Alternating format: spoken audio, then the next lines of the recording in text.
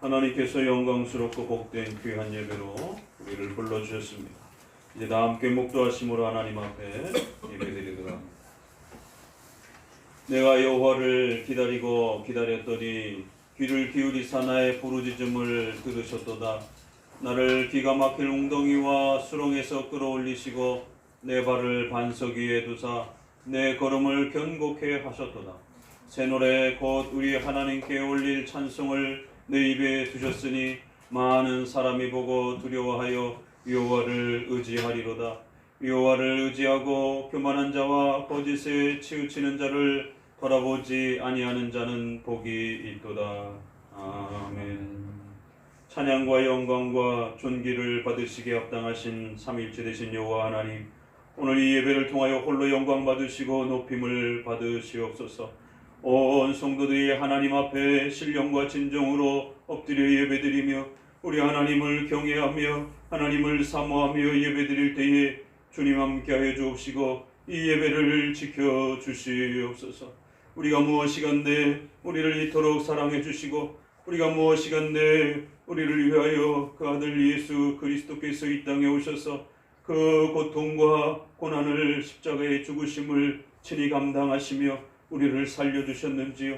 오늘도 하나님의 은혜에 감격하며 또 감사하며 한 걸음으로 주님께 나와 예배드리오니 이 예배를 복되게 하여 주옵소서.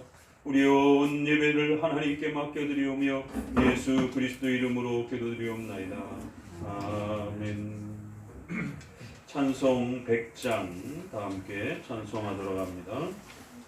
100장입니다.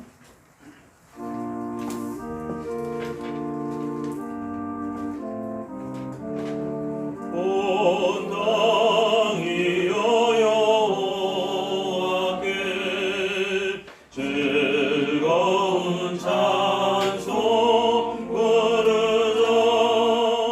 주 성교 노래하면서 주 앞에 나아갈지라.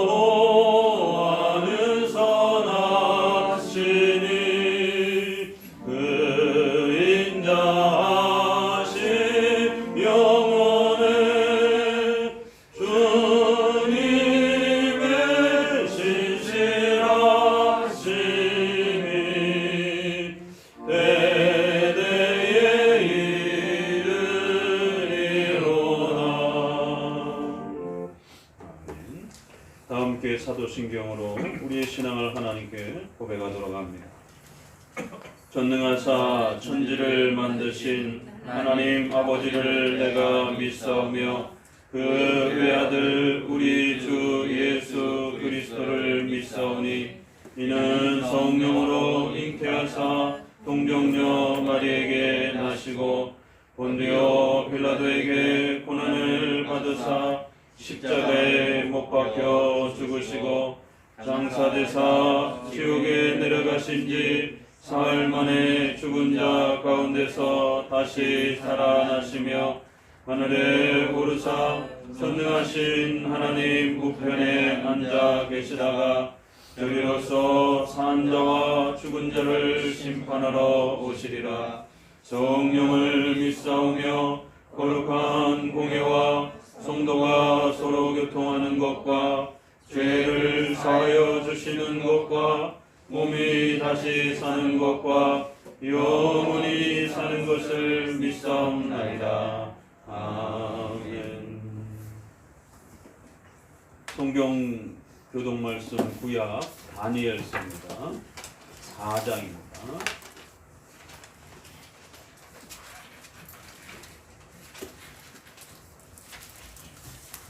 다니엘 4장 1절에서 18절까지입니다.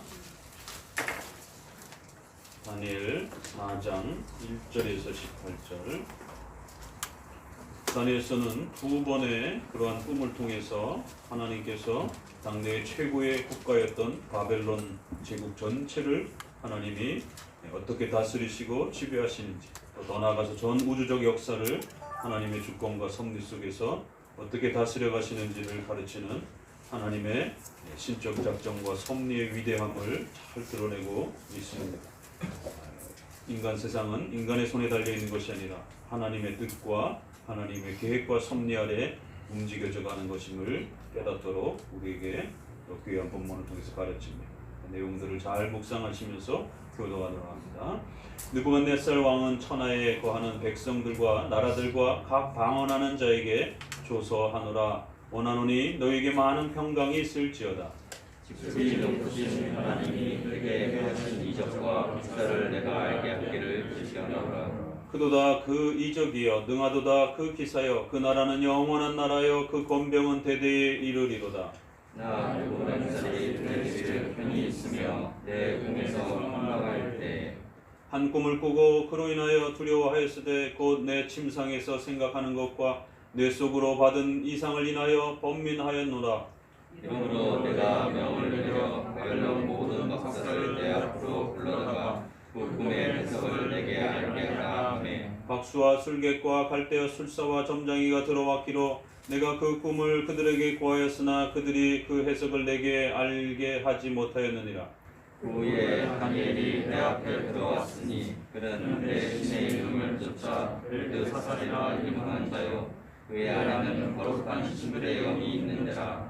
내가 그에게 꿈을 보아여 가로되 박수장 벨드사살아 내 안에는 거룩한 신들의 영이 있은즉 아무 은밀한 것이라도 내게는 어려울 것이 없는 줄을 내가 아노니 내 꿈에 본 이상의 해석을 내게 구하라.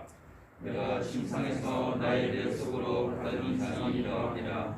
내가 본즉 땅의 중앙에 한 나무가 있는데 그가 높더니 그 나무가 자라서 견고하여지고 그 고는 하늘에 닿았으니 땅 끝에서도 보이겠고 그 잎사귀는 아름답고 그 열매는 많아서 만민의 식물이 될 만하고 그 짐승이 그 그늘에 있으며 공중에 나는 새는 그 가지에 비틀리고 무릇을 있는 자가 거기서 식물을 얻더라. 내가 침상에서 뇌 속으로 받은 이상 가운데 또 본즉 한 순찰자 한 거룩한 자가 하늘에서 내려왔는데 그가 소리질러 외쳐서 이처럼 이르기를 그 나무를 베고 그 가지를 찢고 그 잎사귀를 떨고 그 열매를 데치고 짐승들로 그 아래서 떠나게 하고 새를 그 가지에서 쫓아내라. 그러나 그 뿌리의 그루터기를 땅에 남겨두고 철과 노줄로 동이고 그것으로 들 청초 가운데 있게 하라. 그것이 하늘 이슬에 젖고 땅의 풀 가운데서 짐승으로 더불어 그 분량을 같이 하리라.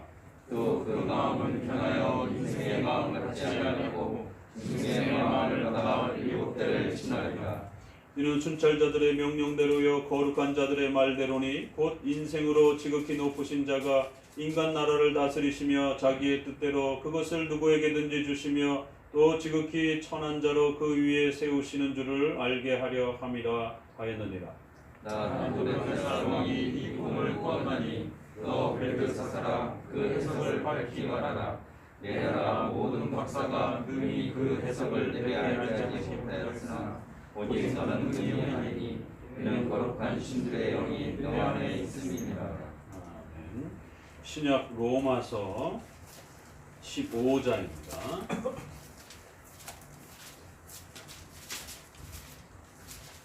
14절부터 마지막 절까지입니다. 로마서 14절. 내 형제들아 너희가 스스로 선함이 가득하고 모든 지식이 차서 능히 서로 권하는 자임을 나도 확신하노라. 그러나 내가 너희로 다시 생각나게 하려고 하나님께서 내게 주신 은혜를 위하여 더욱 담대히 내가 너에게 썼노니 이 은혜는 곧 나로 이방인을 위하여 그리스도 예수의 일꾼이 되어 하나님의 복음의 제사장 직무를 하게 하사 이방인을 제물로 드리는 그것이 성령 안에서 거룩하게 되어 받으심직하게 하려 하심이라. 그러므로 내가 그리스도 예수 안에서 하나님에게 대하여 자랑하는 것이 이거니와 그리스도께서 이방인들을 순종케 하기 위하여 나로 말미암아 말과 일이며 표적과 기사의 능력이며 성령의 능력으로 역사하신 것 외에는 내가 감히 말하지 아니하노라.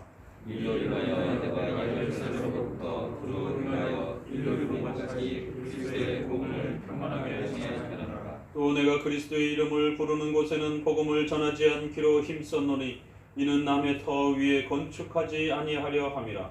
이렇게 내가 주의 소식을 받지 못한 자들이 볼 것이요 듣지 못한 자들이 깨달으리라 함과 같으니라. 그러므로 또한 내가 너에게 가려 하던 것이 여러 번 막혔더니 이제는 이 지방에 일할 곳이 없고 또 여러 해 전부터 언제든지 서반하러 갈 때 너에게 가려 원이 있었으니 이는 지나가는 길에 너희를 보고 먼저 너희와 교제하여 약간 만족을 받은 후에 너희의 그리로 보내줌을 바람이라. 그러나 이제는 내가 성도를 섬기는 일로 예루살렘에 가노니 이는 마게도냐와 아가야 사람들이 예루살렘 성도 중 가난한 자들을 위하여 기쁘게 얼마를 동정하였습니다. 저희가 기뻐서 하였거니와 또한 저희는 그들에게 빛이 나니 만일 이방인들이 그들의 체험을 받았으면 대신에 것으로 그들을 섬기는 것이 마땅하니라. 그러므로 내가 이 일을 마치고 이 열매를 저에게 확증한 후에 너희에게를 지나 서반하러 가리라. 내가 너에게 나갈 때에 그리스도의 충만한 축복을 가지고 갈 줄 아노라. 형제들아, 내가 우리 주 예수 그리스도로 말미암아 성령의 사랑으로 말미암아 너희를 권하노니 너희 기도에 나와 힘을 같이 하여 나를 위하여 하나님께 빌어. 나로 유대에 순종치 아니하는 자들에게서 구원을 받게 하고 또 예루살렘에 대한 나의 섬기는 일을 성도들이 받음직하게 하고 나로 하나님의 뜻을 쫓아 기쁨으로 너에게 나아가 너희와 함께 편히 쉬게 하라. 평강의 하나님께서 너희 모든 사람과 함께 계실지어다. 아멘. 찬송 101장 다 함께 찬송하도록 합니다. 101장입니다.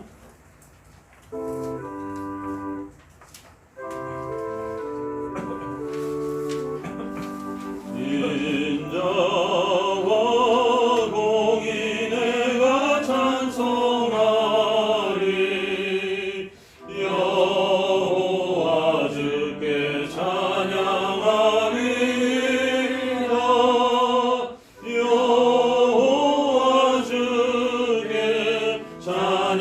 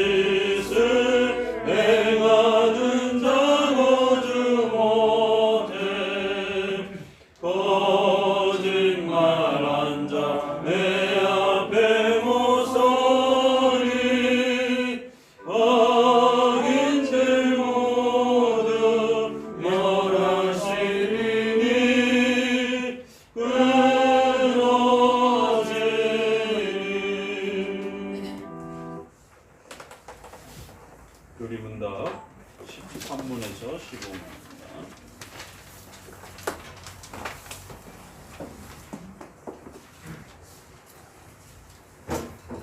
교리문답 13문부터 15문까지입니다.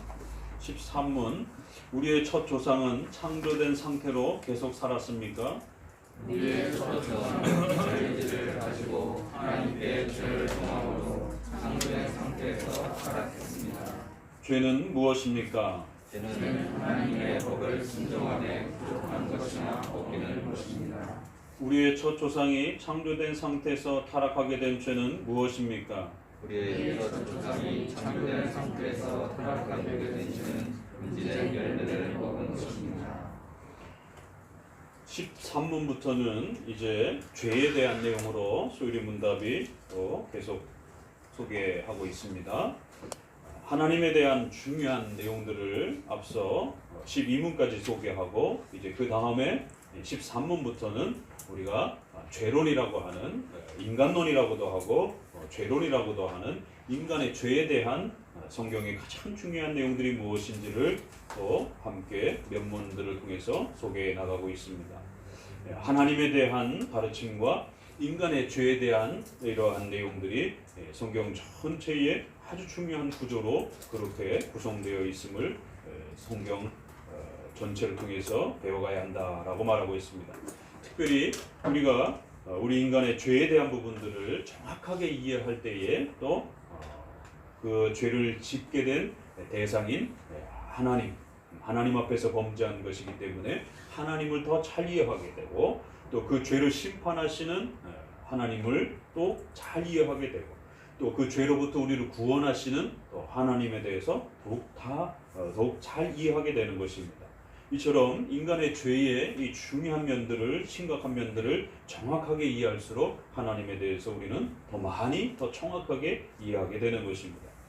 그렇기 때문에 지난 마가복음에서의 그러한 말씀처럼 또 구약에서의 아주 특별한 그러한 헌신을 보이는 그러한 아브라함, 모세나 다윗이나 또 신약에 그렇게 향유를 부은 마리아라든가 또 모욕을 받으면서도 끝까지 인내하는 그러한 이방 여인이었던 수로보니게 여인처럼 이렇게 인물에 너무 지나치게 집중해서는 안 되고 결국 그러한 사건 하나들이 하나님을 우리에게 어떻게 가르치고 있는지, 하나님은 어떤 분이신지, 도대체 하나님을 어떻게 이해해야 될 것인지, 바로 성경은 계시의 책, 하나님이 누구신지를 가르치는 것이지 수로보니게 여인과 향유 부은 마리아를 우리에게 가르치는 게 아닌 것입니다.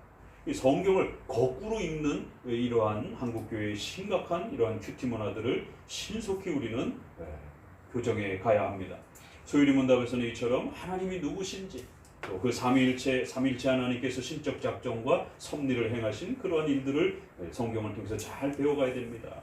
그런데 이제 그런 하나님 앞에 범죄한 인간의 이러한 그 역사를 또 우리가 함께 잘 배워가면서 인간의 죄가 얼마나 심각한 것인지, 그 죄가 하나님 앞에 얼마나 무서운 것인지, 그 죄에 대해서 하나님이 얼마나 진노하셨는지, 또 그러한 죄의 정의가 무엇인지, 그럼 우리가 어떻게 구원받아야 되는지, 바로 이러한 내용들이 죄론을 통해서 더욱 잘 드러나는 것입니다.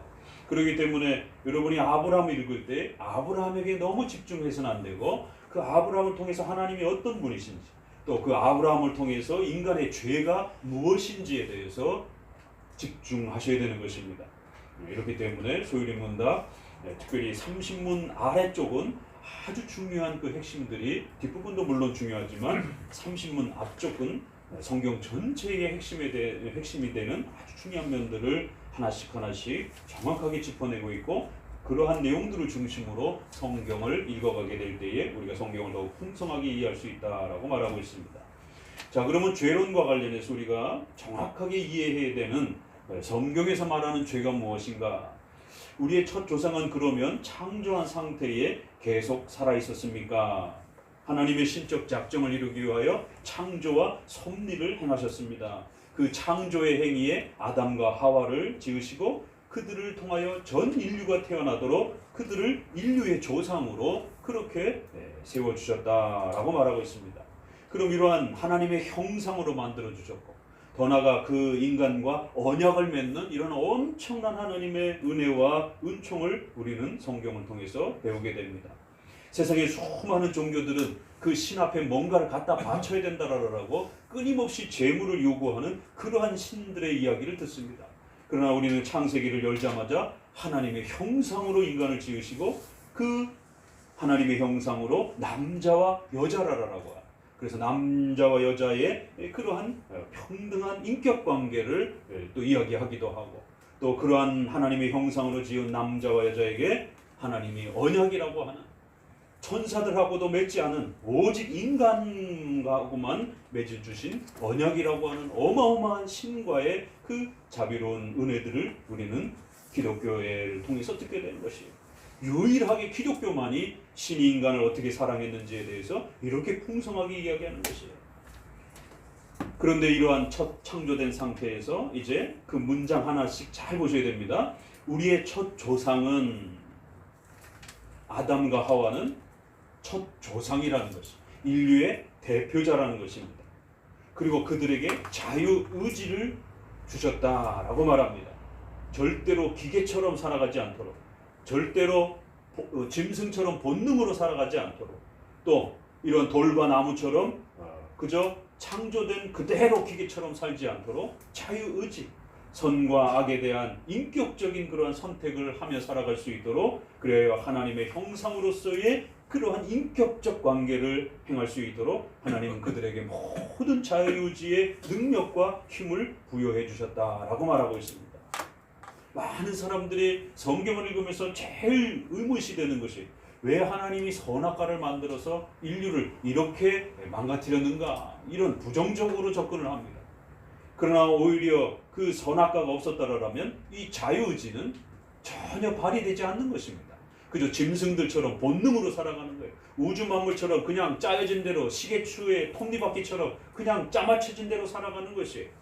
하나님의 형상이기 때문에 그들에게 자유의지를 주고, 그들이 도덕적인 선을 택할지 불복종할지를 스스로 인격적으로 선택할 수 있도록 그들에게 자유의지를 준 것입니다. 그래서 그 자유의지, 말 그대로 의지가 자유롭게 활동할 수 있도록 하나님은 그들에게 의지를 주시고 능력을 주신 것입니다. 그리고 그것을 지켜갈 수 있도록 선악과라고 하는 이러한 하나님의 명령을 주신 것입니다. 그래서 그 선악과가 없었다라면 그저 짐승처럼 본능으로 살아가는 피조물인 거예요. 그러나 선악과를 세우시고 하나님이 주인이시다라는 걸 가르치고, 또 인간이 인격적으로 그 하나님의 말씀하신 선악과를 먹지 말라라고 하는 하나님의 명령을 자유의지를 가지고 스스로 선택해서 지켜갈 수 있도록, 이런 모든 질서들은 하나님이 베푸신 은혜이지 인류를 괴롭히기 위하여, 하나님께서 아담을 괴롭히기 위하여 선악과를 그렇게 만들어 놓은 게 아닌 것입니다. 바로 그 자유의지가 가장 잘 발휘되도록, 또 하나님이 온 세상의 주인이시다라는 것을 적어도 가르치기 위해서, 왜냐하면 에덴 동산의 모든 것을 마음껏 먹고 마음껏 사용하게 했기 때문에 적어도 하나는 마음대로 할 수 없는 것이 있다라는 것을 가르치기 위해서, 하나님이 주인이시다라는 걸 가르치기 위해서 이건 절대로 손대면 안 된다라고 하는 금지 명령을, 종교 명령을, 신적 명령을 세워주신 것입니다. 그런데 바로 그 자유의지를 가지고 하나님께, 하나님이 세워주신 바로 그 질서를, 하나님의 명령을, 그리고 그 명령을 하신 하나님께 죄를 범한 것입니다. 죄란 여러분의 이웃에게 행한 도덕적인 실수가 아닙니다. 하나님께 악을 범한 것이에요. 범죄함으로 그 창조된 상태에서 타락했습니다. 그래야 인간이 죽어야 되는 이유, 인간이 싸우고 미워하고 시기 질투하는 이유, 인간이 지옥에 가야 되는 이유, 인간이 이렇게 아주 폭력적이고 악한 이유, 이 모든 것들은 타락의 열매들이라는 것입니다. 그래서 인간의 이러한 상태는 타락이라고 하는 하나님의 정죄와 저주와 지옥의 심판이라고 하는 이 무시무시한 벌을 타락의 그러한 열매로서 그렇게 받았다라고 말합니다. 자, 14문은 죄가 무엇인지를 아주 정확하게 가르쳐주는 핵심입니다. 오늘날 한국교회는 죄에 대한 설교가 사라졌습니다. 오죽하면 교회 안에서 정기적으로 죄와 회개에 대한 설교를 하면 건강한 교회입니다. 정기적으로 1년의 설교를 리서치해 봤을 때에 죄와 회개에 대한 설교가 거의 없다? 그 가짜 교회일 확률이 높습니다. 그저 복받아라, 잘된다. 정기적으로 죄에 대해서 불신자들은 예수 그리스도를 영접하고 나올 수 있도록, 또 기존의 성도들은 십계명을 따라 하나님 앞에 더욱 성화될 수 있도록 죄에 대해서 정기적으로 설교해줘야 되고, 회개하여 하나님 앞에 용서함 받고 더욱 거룩해져 갈 수 있도록 끊임없이 죄를 가르쳐줘야 됩니다. 근데 죄가 뭔지는 몰라요. 죄를 잊어버렸어요. 그저 겨우 생각하는 정도는 이웃에게, 가족에게 뭔가를 실수한 것, 이건 죄의 열매지 죄의 근원적인 본질이 아닙니다. 어느 낙태한 어머니가 마음에 안타까워 상담을 합니다. 상담사도 교회도 그저 위로하게 바쁜 것이. 그 위로를 듣고 잠시는 마음의 위로를 받지만 끊임없이 그의 마음속에 양심의 가책을 헤어날 수가 없습니다. 그가 양심의 그 가책으로부터, 하나님의 진노와 벌로부터 벗어나기 위해서는 반드시 6계명을 가르쳐서 살인죄를 저지르는 것이 얼마나 하나님 앞에 무서운 죄인지에 대해서 말씀을 통하여 죄를 가르쳐줘야 되는 것입니다. 그저 상처를 받은 게 아닙니다. 그저 자녀를 잃은 그런 마음의 아픔을 겪은 게 아니에요. 모성애가 있기 때문에, 도덕적인 그런 양심이 있기 때문에 자식을 잃은 것에 대한 아픔과 슬픔과 고통을 죄로 생각하는 것이에요. 그건 일반 사람들도 다 있는 것입니다. 죄란 성경을 통해서 하나님의 법을 어긴 것에 대해서, 그 하나님의 법을 지키는 데 부족한 것에 대해서 정확하게 배우고 깨달아야만 되는 것입니다. 단지 모성애적으로 아이를 잃은 것에 대해서 슬퍼할 문제가 아니라 그것이 살인죄에 해당이 된다는 것에 대해서 율법을 통하여, 말씀을 통하여 명백하게 하나님의 뜻을 어긴 것에 대한 그 죄책감을 깨우쳐줘야 되는 것이에요. 그리고 나서 하나님 앞에 회개하도록, 그래야 용서받고 그 양심의 가책이 자유함을 누리면서 하나님의 용서를 얻게 되는 것입니다. 그저 미안함과 모성애적인 그런 안타까움과 슬픔과 미안한 마음으로 그저 그렇게 위로를 받는다고 해서 그 마음의 문제가 해결되는 게 아닙니다. 오늘날은 내적 치유 집회, 무슨 회복 집회, 마음의 상처 이렇게 표현을 하지 죄다라고 이렇게 정확하게 설명하지 않습니다. 그 죄를 끌어안고 회개하지 않으면 하나님 앞에 무서운 벌을 받는다라고 경고해 주지 않는 것이에요. 불신자들에게는 그 죄를 회개하지 않는다면 영원한 지옥의 타락의 형벌을 받게 된다라고 경고해 주지 않는 것이에요. 오늘날 목회자들은 전부 다 상담가가 되어버렸어요. 그저 정신과 선생님처럼, 상담가처럼 그저 마인드 컨트롤로 위로하고 격려하는 수준으로 떨어져 버렸습니다. 아니요, 목사는 그런 사람들이 아닙니다. 목사는 목숨을 각오하고 죄를 지적하고 경고하여 예수 그리스도께로 돌아와야만이 구원을 얻는다라고 하는 죄와 구원의 이 신비를, 하나님의 뜻을 가르쳐주는 종교 지도자인 것이에요. 상담 심리가가 아닙니다. 죄란 하나님의 법을 순종하는 것에서 부족한 것이나 어기는 것이다. 이걸 외우셔야 됩니다.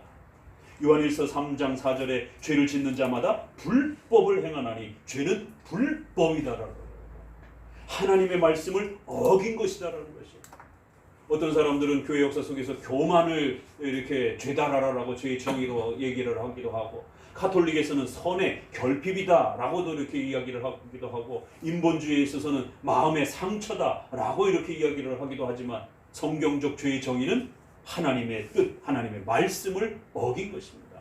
최초의 죄는 그래서 종교 명령이었던 신앙 명령이었던 선악과를 먹지 말라고 한 그 하나님의 법을 어긴 것이고 이후의 후손들에게는 십계명이라고 하는 하나님의 말씀을 어긴 게 죄가 되는 것입니다. 그렇기 때문에 교회 안에서 십계명을 가르치지 않으면 죄가 무엇인지 모르는 것입니다. 한국 교회 안에서 1년에 한 번씩 정기적으로 십계명을 가르치는 교회가 99% 없습니다. 저도 모태신앙이지만 십계명을 신학교 들어가기 전까지 단 한 번도 교회 안에서 배워본 적이 없습니다. 이게 한국교회의 현실인 것입니다. 그렇기 때문에 성도들이 죄가 무엇인지를 모르는 거예요. 그저 회개하라라면 그저 도덕적인 다른 사람하고 비교해서 그저 마음에 그저 부담감이라든가 마음의 도덕적인 슬픔 정도를 회개하는 것입니다. 그러니 진정한 죄의 용서와 기쁨과 위로를 누리지 못하는 것입니다. 죄란 하나님의 법, 요약해서는 십계명, 넓혀서는 성경 전체를 통해서 하나님의 말씀을 명백하게 어긴 것이 죄라는 것을 성경은 우리에게 가르치고 있습니다. 그래서 성경을 강해해주고 성경을 설명해주지 아니하면, 성경에 까막눈이 되면 죄를 회개하지 않습니다. 오죽하면 새신자는 교회 와서 예배드릴 때마다 엉엉 울고 자신의 죄가, 예수님을 믿지 않고 살았던 그 죄가 얼마나 심각한 것인지를 탄식하며 회개하며 그렇게 예배드리는데, 10년차 권사님과 집사님들은 말똥말똥 아무것도 회개할 게 없습니다.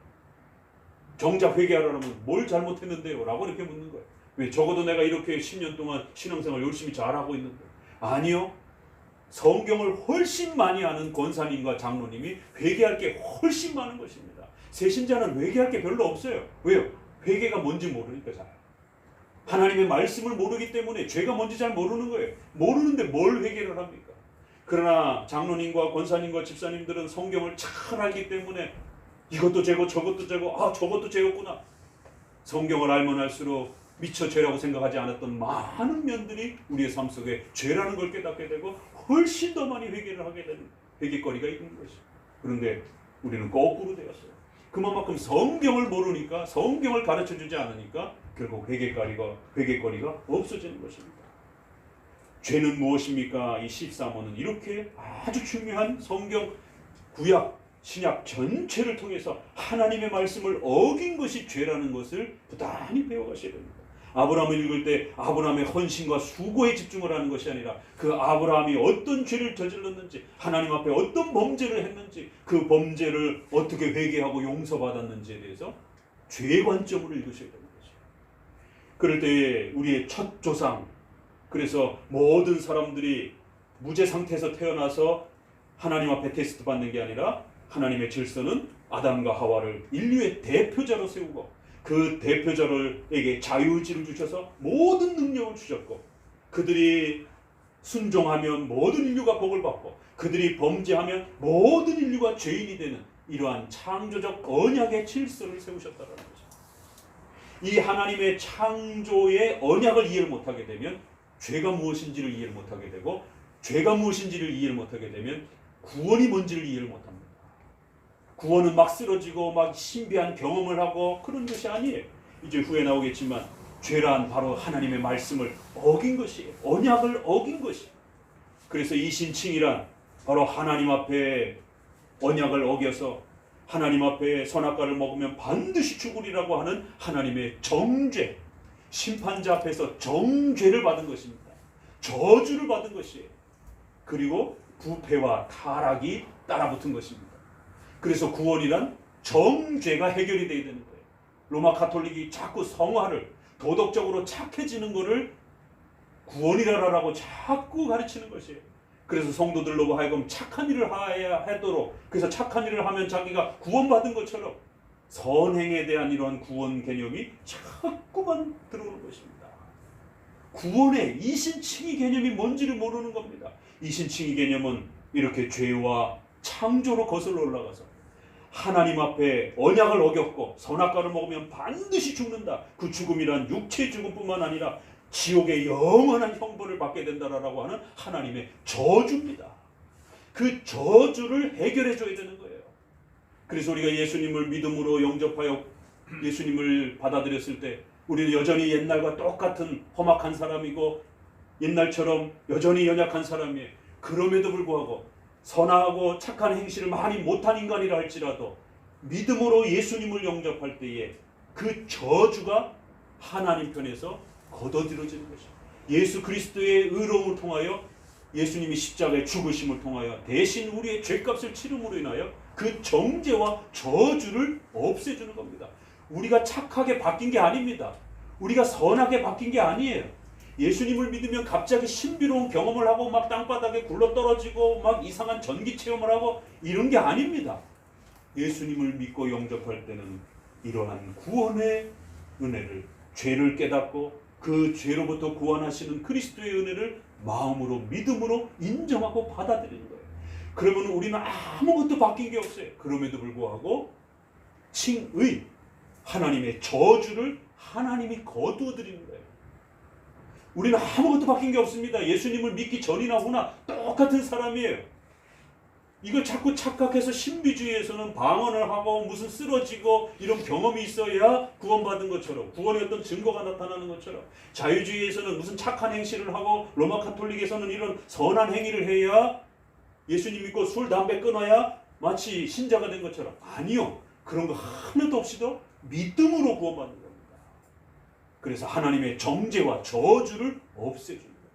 이렇게 죄의 정의와 구원이 맞물려 있는 것입니다. 지금 한국교회는 죄의 정의도 사라졌고 칭의의 구원의 본질도 희미해져 버렸어요. 그래서 구원받는 게 뭔지를 모르는 것이, 그건 나중에 또 계속 소개가 될 것입니다. 바로 그 하나님의 저주와 정죄를 하나님이 거두어 주시는 것이에요. 그래서 우리 편에서는 아무것도 변한 게 없어도, 성화의 이런 열매가 없어도 하나님께서 우리를 의로운 자라라고, 의로운 백성이라고 칭해 주시고 여겨 주시고 그렇게 인정해 주시는 거예요. 왜요? 하나님의 저주를 하나님 스스로 거두어 들이셨기 때문에.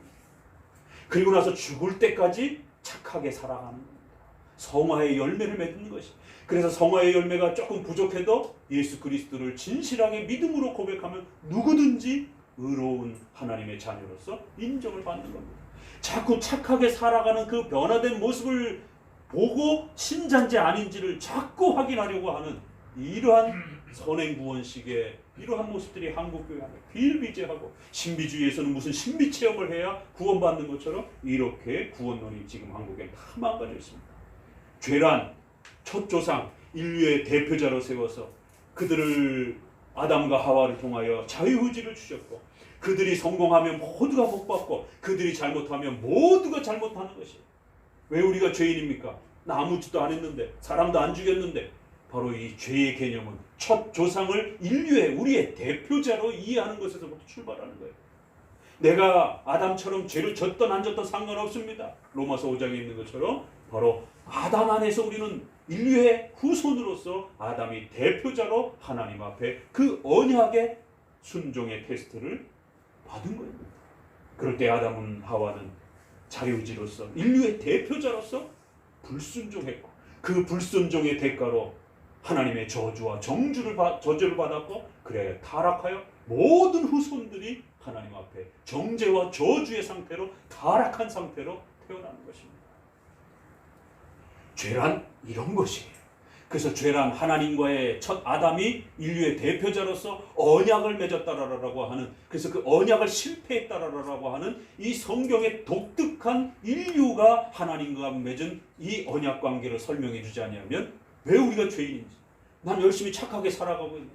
그래서 많은 분들이 질문하는 게, 이순신과 세종대왕과 같이 그렇게 착한 분들도 지옥 갑니까? 상식적으로 이해가 잘 안 가는 거예요. 왜 하나님은 그렇게 착한 사람들을 지옥에 보내는가? 왜 우리가 죄인인지를 이해를 못하는 거예요. 죄는 단순한 도덕적인 그런 설명이 아닙니다. 창세기의 선악과를 설명하지 않으면 절대 죄가 뭔지를 이해할 수가 없습니다. 죄란 첫 조상 인류의 대표자로서 하나님과의 그 행위 언약이라고 하는 선악과 명령을 불순종함으로 결국 인류 전체가 하나님의 저주와 정죄를 받고, 또 타락을 통하여 죽음과 영원한 지옥의 부패와 타락과 형벌을 받는, 이것이 죄라는 것입니다. 그렇기 때문에 우리의 첫 조상은 창조된 상태에서 타락하게 된 그 죄가 뭡니까? 바로 선악과 금지된 그 열매를 바로 먹음으로 인하여 불순종한, 바로 그것이 죄입니다. 창세기 2장 16절에 하나님이 명하여 가라사대 동산나무의 모든 건 먹되 선악을 알게 하는 이 특별한 나무는 절대로 먹지 말라라는 거예요. 내가 먹는 날에는 반드시 죽을 것이다라는 거예요. 육체의 죽음과 영원한 지옥의 형벌을 받아 하나님의 저주를 받게 될 것이다. 이것이 다 압축된 표현입니다. 여자가 그 나무를 본즉 먹음직도 하고 보암직도 하고 지혜롭게 할 만큼 탐스럽기도 한 나무인지라 여자가 그 실과를 따먹고 자기와 함께한 남편에게도 주매 그가 먹은지라.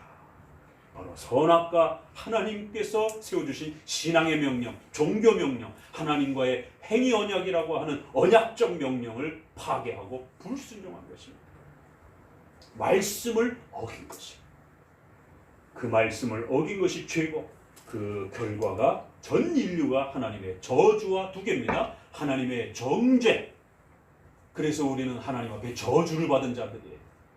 그리고 그 결과로 타락, 부패가 실제로 인류에게, 그래서 인간은 죽어야 되고 반드시 지옥의 영원한 형벌을 받게 되는 타락과 부패의 열매를 얻게 되는 겁니다. 이 두 개를 어떻게 해결할 것인가? 이게 기독교의 신비인 것이에요. 그래서 이신 칭의를 통해서 저주와 정죄를 그리스도의 십자가에 대신 죽으심으로 해결하는 겁니다. 그리고 성화를 통해서 우리가 새로운 몸을 부활을 받을 때까지 계속해서 타락해 이 부패한 이러한 인간의 또 삶의 더러움들을 고쳐서 새롭게 또 발전해 가는 것이. 그리고 궁극적으로는 이제 죽음 이후에 우리는 새로운 부활체를 통하여 타락과 부패로부터 벗어난 새로운 몸을 얻게 되는 것입니다.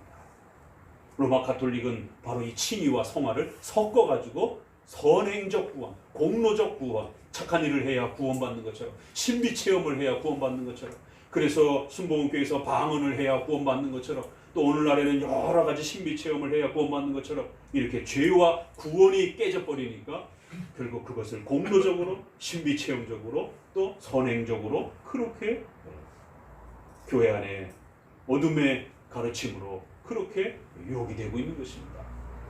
성경적 정의는 이처럼 죄란 하나님의 정죄와 저주를 받은 하나님의 말씀, 그 언약을 어긴 게 죄인 것입니다.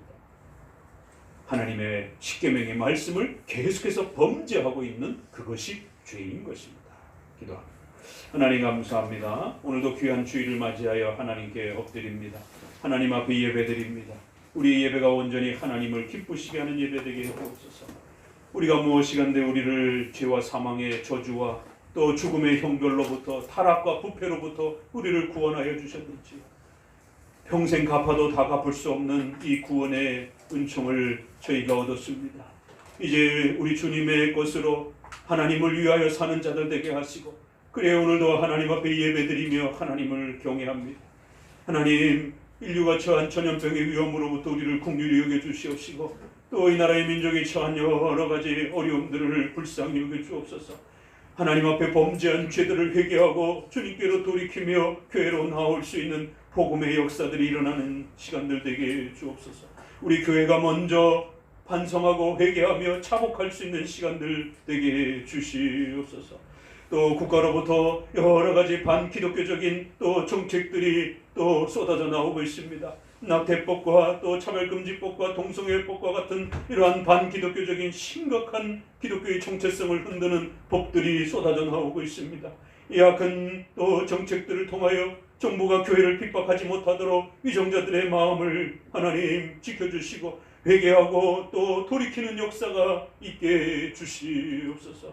이런 어려운 때일수록 더욱 성도들이 눈물로 하나님 앞에 회개하며 하나님의 도우심을 간구하는 은혜의 시간들 되게 주옵소서. 오늘도 말씀으로 우리의 심령의 영의 양식을 채워 주옵시고 또 마가복음의 말씀을 통하여 우리 주님 예수 그리스도께서 누구이신지를 우리 주님께서 왜 이 땅에 오셨는지를 더욱 잘 배워가오며 죄와 구원의 이 신비로움들을 배워가게 주옵소서. 우리 성도들의 가정마다 모두 다 성경을 사랑하고 하나님을 사랑하는 신분주의적인 신앙과 우리 종교개혁의 이러한 귀한 신앙으로 하나 될 수 있는 우리 신앙 고백으로 하나 될 수 있는 은혜와 역사들이 있게 주옵소서. 감사와 영광을 아버지께 올려드리며 예수님의 이름으로 기도드리옵나이다.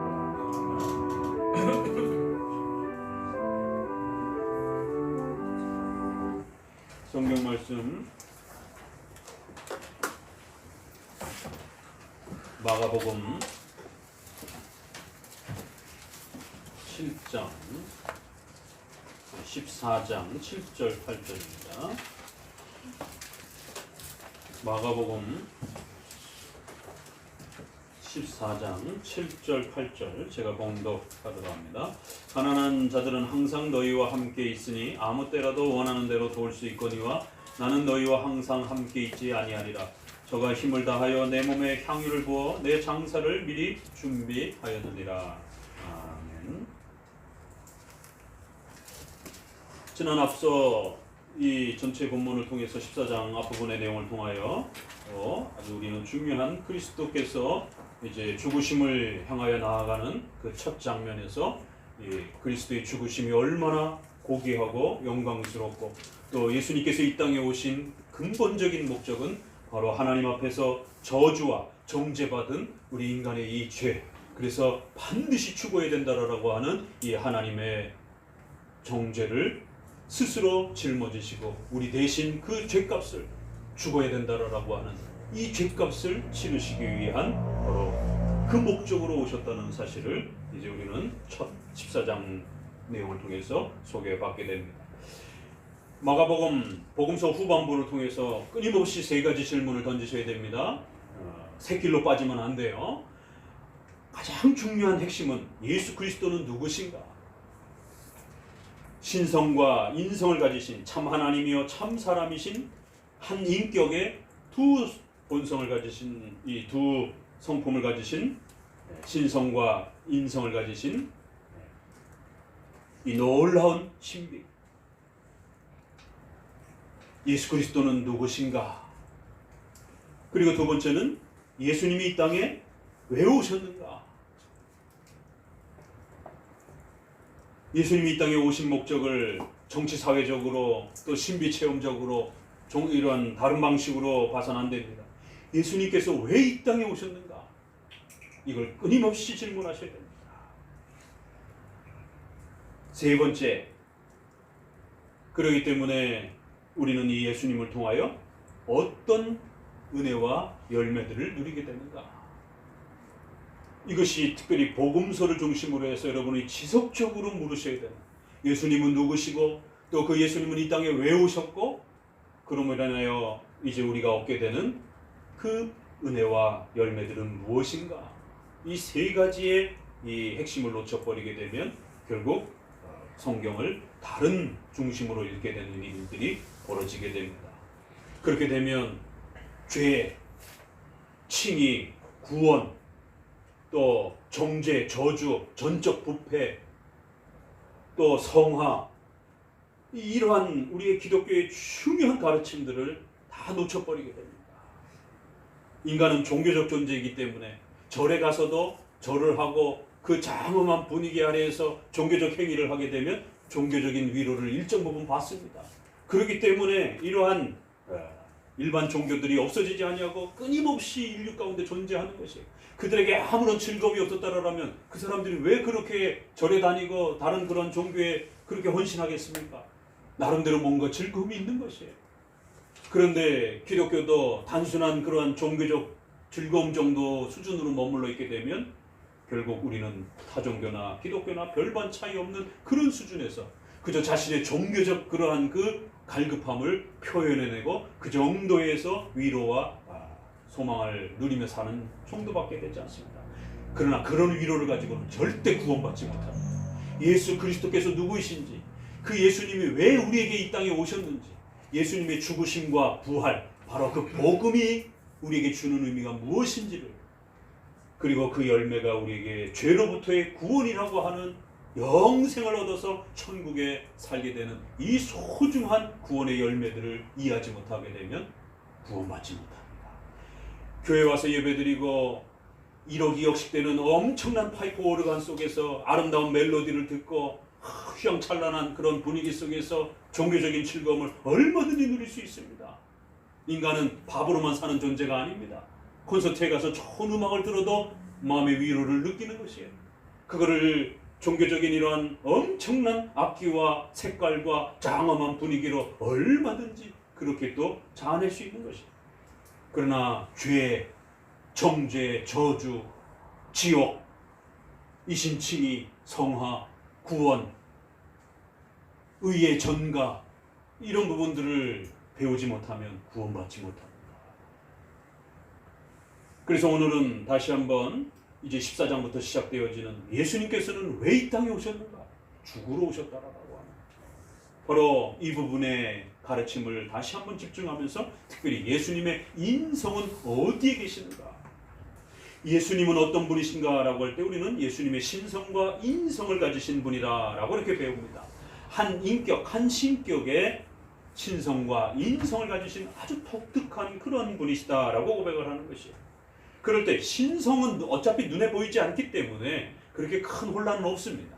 그런데 인성은 눈에 보이기 때문에 기독교에 있어서 예수 그리스도의 인성을 어떻게 이해할 것인가에 대한 많은 혼란들이 지난 기독교의 2000년 역사 속에 있어 왔습니다. 그래서 이 인성을 바르게 이해하는 것이 왜 그토록 중요한 것인가? 특별히 이 인성은 예수 그리스도의 죽으심과 관련되어 있기 때문에, 또 부활과 관련되어 있기 때문에 아주 중요한 복음의 핵심이 되는 것이에요.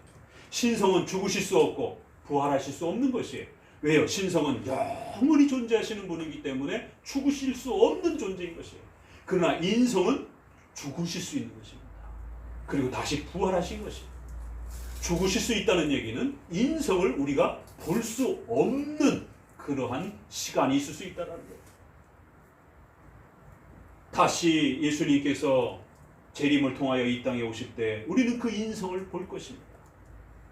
이처럼 인성은 볼 때가 있고 보지 못할 때가 있다는 거예요. 그런데 지금 한국교회 안에는 이 인성을 잘못 이해해서 교회에 들어서자마자, 아니요, 교회 바깥에서부터 예수님의 조각상을 어마어마하게 만들어 놓고, 과거에는 그저 교회는 단초롭게 십자가 정도나 삼각지붕에, 그저 시골에 우리 예전에 신앙생활 할 때 보면 그렇게 아주 단순하게, 아, 그게 저희 교회구나 라고 분명히 구별이 됩니다. 그러나 카톨릭 성당은 아주 휘황찬란하고 겉에 예수님의 조각, 또 더 나아가서 마리아가 예수님을 품고 있는, 그래서 마리아가 더 크게 보이는 이러한 조각상들이 덕지덕지 붙어 있습니다. 아, 저기 성당이구나. 근데 지금은 성당과 교회가 구별이 안 돼요. 이게 성당인지 교회인지. 왜요? 교회가 성당 똑같이 따라가고 있어요. 외향만 봐도 교회 안에 들어섰습니다. 교회 앞에, 옆에 스테인드 글라스를 통해서, 또 엄청난 벽화들을 통해서, 또 엄청난 수많은 사진들을 통해서 예수님의 사진과 그림과 조각들이 그덕그덕합니다. 여러분, 유럽에 여행 가게 되면 400년, 500년 된 성당 가보게 되면, 우리나라에도 100년 된 이러한 서울의 이런 성당들을 가보게 되면 들어가자마자 온갖 예수님의 그림과 조각상들이 어마어마합니다. 예수님의 인성을 그렇게 표현해내는 것이죠. 그런데 최근은 교회도 그렇게 들어가면 온갖 예수님의 그림과 조각으로 가득 차 있는 것이죠. 도대체 성당에 와서 앉아있는 것인지 교회에 와 앉아있는 건지 구별을 못하는 것, 이런 현상이 벌어졌습니다. 예수님의 인성에 대한 이해 때문에 1000년 동안 교회가 싸워왔는데, 그래서 결국 동방교회와 서방교회가 예수님의 인성을 그림으로 그릴 수 있는 것인가, 조각으로 만들 수 있는 것인가를 가지고 왕들과 결국 교회가 연합하여 목숨을 걸고, 한편은 한번 회의는 절대로 예수님은 신성과 인성을 한 신격에 가지고 있는 이성 1인격 존재이기 때문에, 신비로운 존재이기 때문에 절대로 그림으로 그려낼 수 없다. 삼위일체를 그려낼 수 없듯이 이성 1인격을 가지신 그리스도를 우리가 그려낼 수 없다. 비록 이 땅에 인간의 모습으로 잠깐 오셨을지라도 지금은 아예 어디로 가셨는지 저 우주 저편 하나님 보좌 우편에 계시다라고 그저 그렇게 말할 뿐이고, 우리 눈에 보이지 않는 것으로 그렇게 사라지셨다라고 말하는 것이다. 그래서 재림 때에 다시 오실 것이라고 말하는 것이다. 그런데 또 한쪽에서는 예수님은 인간으로 태어나셨기 때문에 신은 못 그려도 인간으로 태어나셨으니까 그릴 수 있지 않느냐.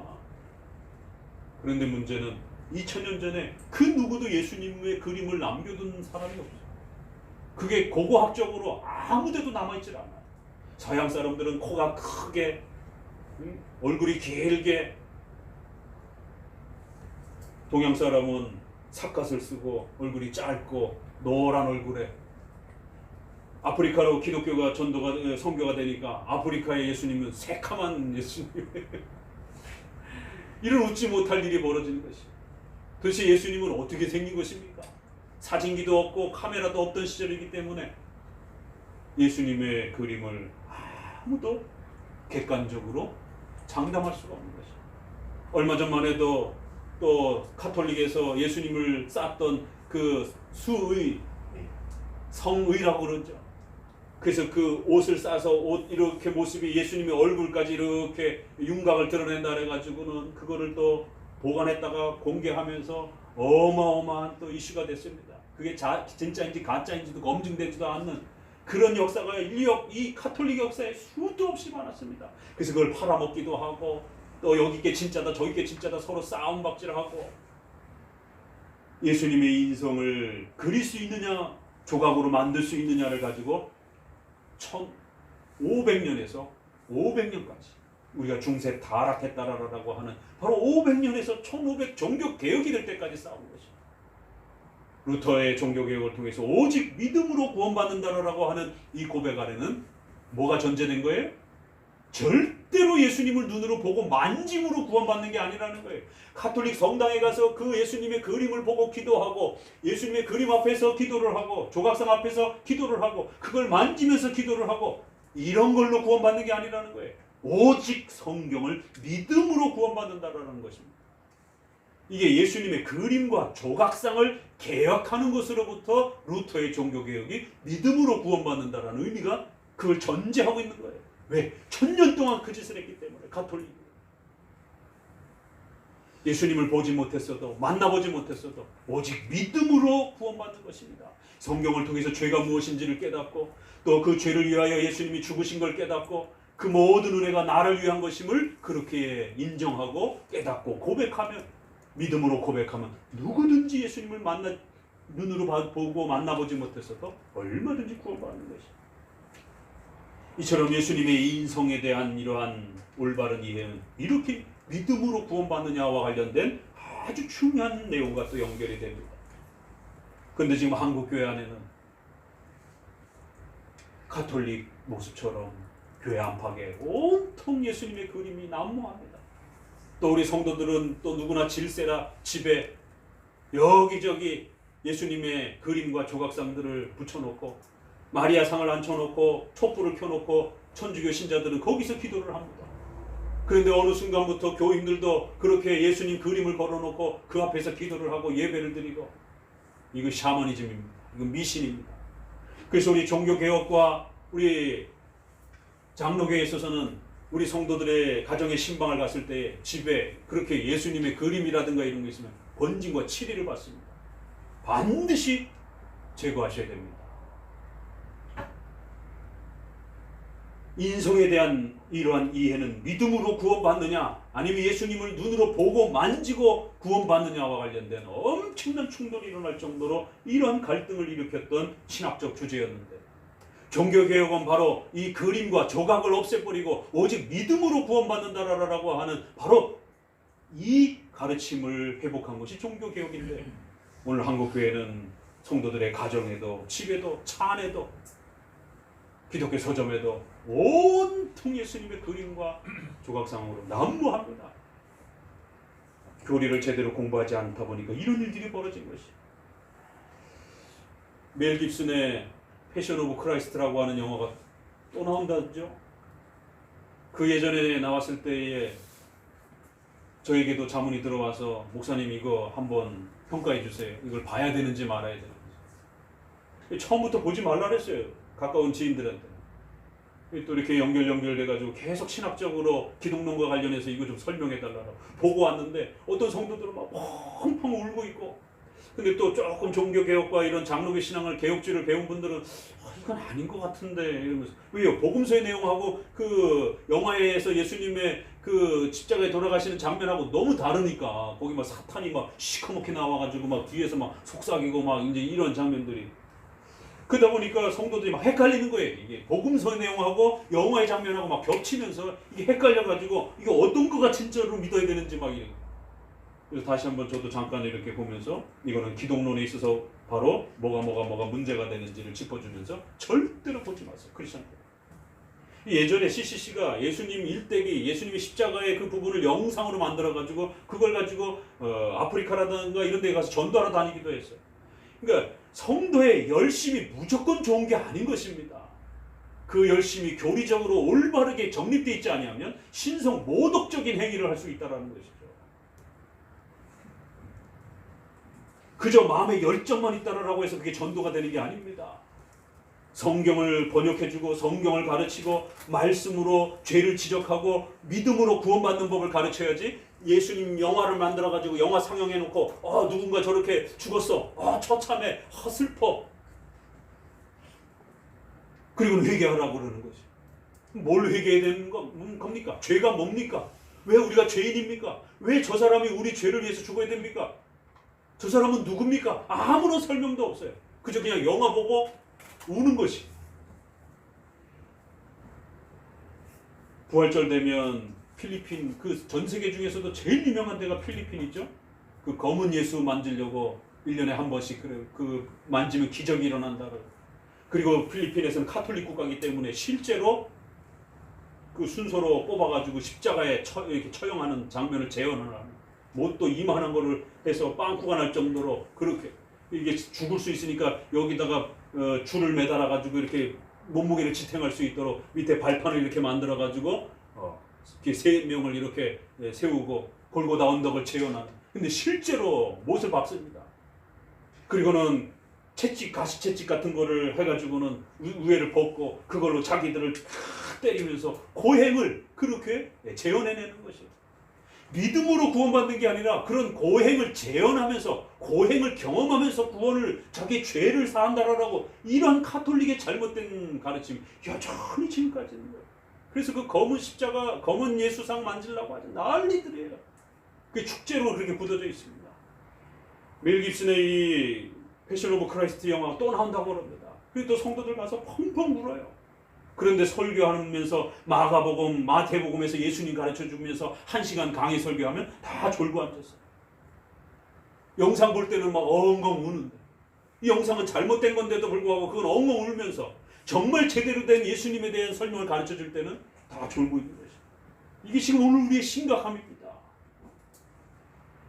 저희 막내가 유치원 다닐 때 오늘 갔다 오더니만 아주 기쁜 얼굴로 자랑을 하려고 아빠 오늘 선생님이 예수님을 가르쳐 주셨어. 그래? 어떻게 배웠어? 예수님 나 봤는데 그러는 거예요. 어떻게 예수님을 봤어? 우리 선생님이 보여주던데 이러는 거지. 어떻게 생겼대? 이러니까 이렇게 생겼어. 뭐 우리 다 아는 얘기죠. 예수님 그림으로 그려가지고 예수님이 이렇게 했다 이러면서 그 아이를 앉혀놓고 얘야 예수님은 우리 눈으로 볼 수 있는 분이 아니다. 그거 가짜다 라고 설명하는데 얼마나 진땀을 뺐고 며칠 걸렸습니다. 아이들이 눈으로 예수님을 어려서 그렇게 예수님 이런 분이구나 라고 인지가 돼버리게 되면 나중에 커서 성경에서 가르치는 예수님을 잘 못 받아들입니다. 왜요? 시각적인 이미지가 너무 강렬하게 들어가 있기 때문에. 그래서 여러분들이 그런 영화를 잘못 보게 되면 그 다 각색을 하고 영화를 만들려니까 복음서 가지고 이거 영화 시나리오가 안 돼요. 왜? 너무 짧기 때문에. 또 자세한 내용도 없어요. 그냥 우리의 죄와 구원과 관련된 아주 중요한 부분만 뽑아서 나온 겁니다. 그리고 고난의 장면에도 예수님이 처참하게 막 죽어가는 막 그런 그 살점이 뜯겨져 나가고 막 이런 아주 처참한 그런 이런 고통스러운 이런 부분들 복음서에 별로 없습니다. 그저 예수님이 채찍에 맞고 고난받고 죽으셨다는 그 장면에 우리가 기대하는 것처럼 그렇게 적나라하게 그렇게 핍박받는 그런 부분들이 그렇게 많지 않아요. 왜요?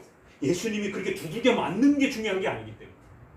예수님이 정죄를 받고 십자가에 죽으시는 것이 우리의 죄를 대신 짊어지시고 죽는다라고 하는 거기에 포커스가 있는 거기 때문에 예수님이 막 두들겨 맞고 그러니까 영화에서는 더 처참하게 그래서 그런 어떤 인성적인 이런 고행의 어떤 이런 모습을 일부러 더 각색해 내가면서 짠한 마음을 성도들로 하여금 느끼도록 일부러 각색을 하는 거죠.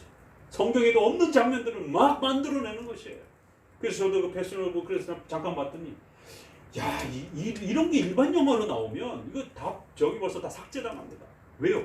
19금, 뭐 20금 될 만한 너무 그 리얼한 그 처참한 장면들, 잔혹한 장면들. 이거 일반 영화는 못 나가잖아요, 이게. 15세 뭐 미만으로.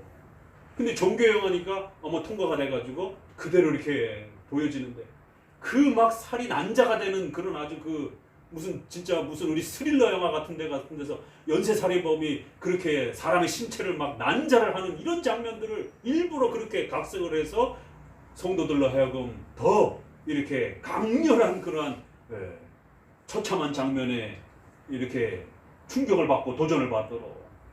그러나 성경은 그런 장면들이 실제로 그렇게 자세하게 묘사되어 있지 않습니다. 그래서 그 아이에게 얘야, 예수님은 우리가 눈으로 볼 수 있는 분이 아니다. 그렇게 그림으로 예수님을 그려낼 수 있는 분이 아니다. 엄마가 부모가 어떤 신앙을 갖고 있느냐에 따라 아이의 신앙교육을 방향이 달라지는 겁니다.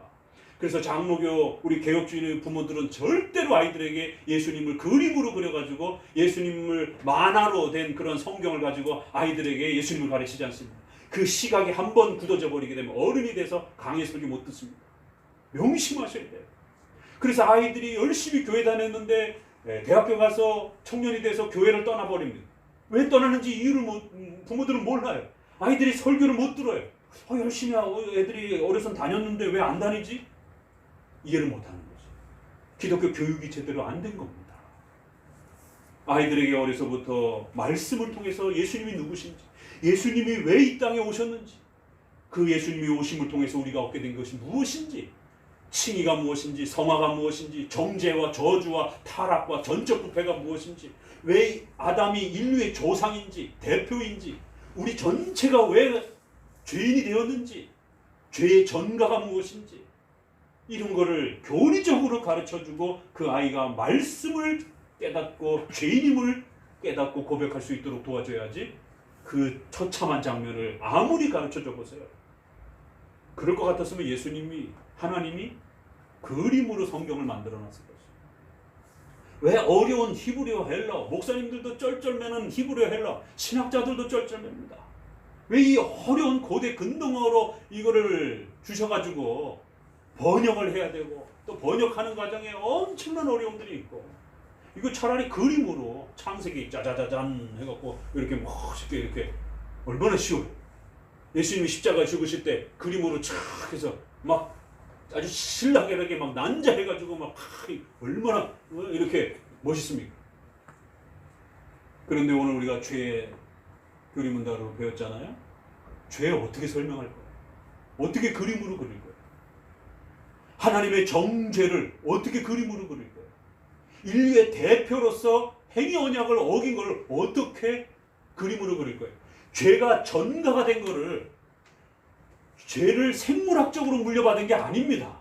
유전적으로 물려받은 게 아니에요. 인류의 대표가 되어서 그 대표성으로 그가 범죄하고 모든 후손들은 마치 연자제 비슷하게 대표의 원리에 의해서 그 죄가 우리 후손들에게 전가가 된 겁니다. 그래서 예수님이 인류의 대표로서 우리의 구원받은 택함받은 자들의 대표로서 의를 행하여 주셨고 그 의가 우리에게까지 온 겁니다. 이 언약의 원리에 이끌까요? 이건 그림으로 그릴 수가 없는 거예요.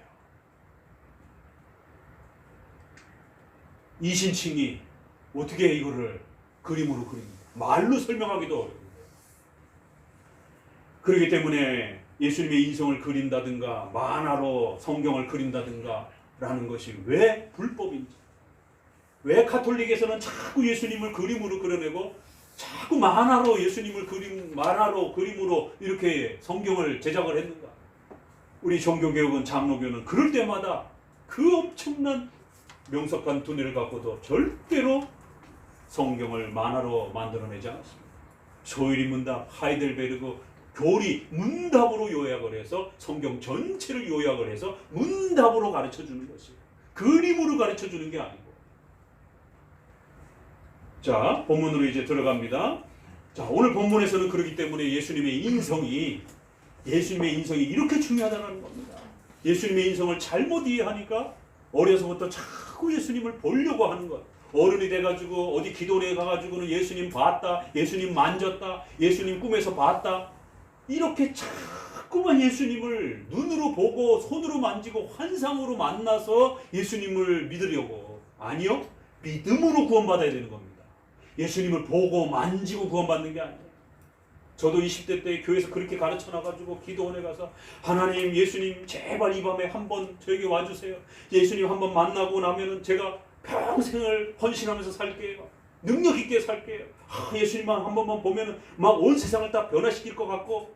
근데도 그렇게 부르짖었는데도 예수님은 저에게 안 나타나시고 다른 사람들은 봤다라고 막 그러는데 도대체 예수님 어떻게 생겼어? 그랬더니 뭐 얼굴은 잘 안 보이는데 뭐 하얀색에 뭐 이렇게 빛이 나고 뭐 하얀색을 입고 뭐 긴 끌리는 옷을 입고. 산신령인데? 그러니까 우리가 평상시에 봤던 그런 이미지들이 꿈속에서 이렇게 재현되는 것처럼 결국 우리가 봤던 이미지들이 예수님을 자꾸 이렇게 만드는 겁니다. 자기 스스로. 그래서 꿈에서라든가 환상 속에서도 이렇게 우리의 산신령과 이러한 그 우리 문화 속에 있는 그러한 도사들이라든가 뭐 이런 부분들이 자꾸 이렇게 신을 각색한 그런 것들이 환상 속에, 자기는 환청환상이라고 그러지만 결국 인간의 뇌의 기능엔 다양한 그런 기능들이 있기 때문에 또 그렇게 자기 착각을 하는 것이에요. 저도 20대 때 그렇게 교회에서 가르쳐놔가지고 예수님을 꿈속이나 환상에서 만나고 손으로 잡고 이러는 줄 알고. 그런데 우리 장로교는 성경을 배우고 성경을 통해 믿음으로 구원받는 것이지 예수님의 인성을 만질 수 있는 게 아니라고 그렇게 가르치는 것이에요. 사도신조를 안 가르치니까 이런 일이 벌어지는 겁니다. 사도신조에 우리가 오늘 어떻게 고백했어요?